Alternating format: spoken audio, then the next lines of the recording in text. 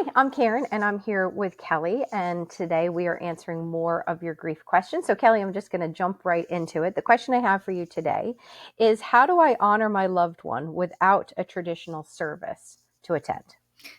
Yeah, so I think, Karen and I were talking about this before we started our video, but there's a whole many different reasons, right? Why there may not be a service. Sometimes people don't believe in it. It's not what they want, right? They say in their will they don't want a service, so then there isn't a service for the family. Sometimes maybe you're not invited to the service. Maybe you're estranged from the family and you're not welcome.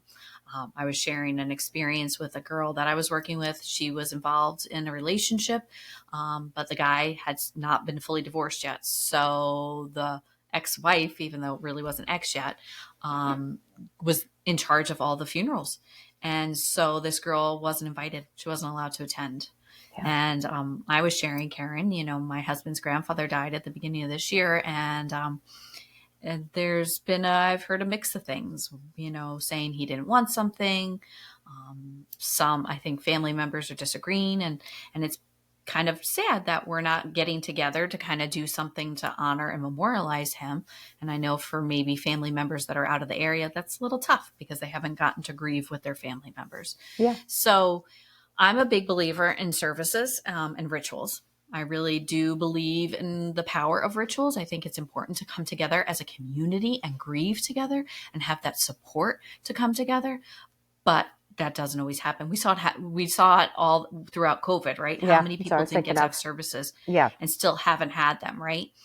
So I think it's about, what can you do? How can you create your own personalized, individualized ritual to honor them? What does that look like?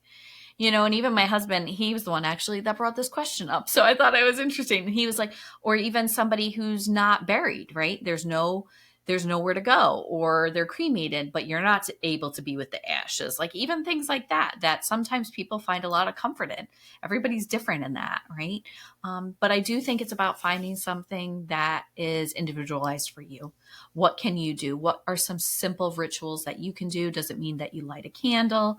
Can you make like a scrapbook of memories?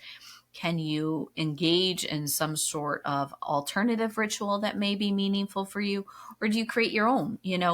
Um, we had a traditional funeral for my dad. It's what he wanted. But we had it on Long Island, which is where he wanted to be buried with my mom. But he lived in Florida for almost 30 years.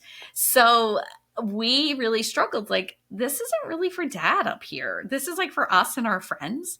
And so we wound up going down to Florida, and we had a mass at the Catholic Church. And then we met with his AA community and had like the best thing, in my opinion. It was like the best way to do it. We had lunch together, and everybody got up and shared stories about my dad. And my sister looked at me and says, the funeral was for us. This was for dad.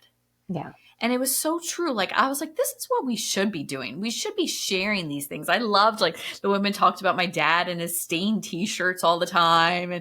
But like how he was just a big teddy bear in a lot of ways. And to hear the stories like that, I didn't know my dad in this aspect, right? So I got to like learn about my dad in a totally new, different way. Yeah. So maybe there's something like that you can do. Maybe it doesn't have to be this formal thing, but maybe it's just a couple of people getting together, having a toast and sharing memories and doing things like that.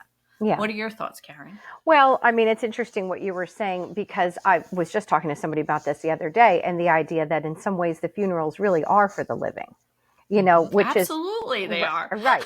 I mean, and that's interesting how, because we're thinking, what would they have liked? What would they have wanted? And listen, there are some people who are very specific, like, this is the music I want played. This is the flowers that I want. And so some people maybe do have a vision, or have a vision for their loved one. But ultimately, the funeral is a way for people here to be gathering, honoring, all of that. So that it just demonstrates why it could be a struggle to not have that. If the funeral is for the living, well, then the people who are here could really suffer potentially without it. And they're the ones that should decide, in my personal opinion. Like, Yeah. I get it. It's about the person that died. But at the end of the day, it is for the living. It is that community. It's what we need as grieving individuals. Yeah. And my personal opinion is, even if like my dad said he didn't want anything, we would have done something. Because Right. I think it's important and I needed it.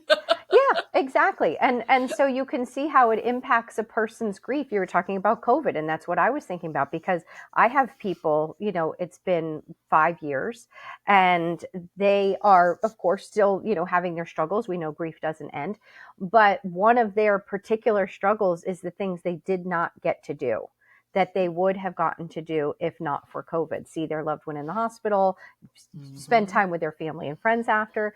And so those things along the way, remember, it's like all of these things contribute to why our grief may be hard and why we may be struggling. And if we feel like we didn't get to gather or be a part of something or to honor them in some way, maybe it does impact our grief. Or maybe we're in anticipation of that. So I think all the things you said. And what I say sometimes is like, if you can't get your whole family together because your whole family doesn't get along, and it's just the idea of that is like, okay, forget it.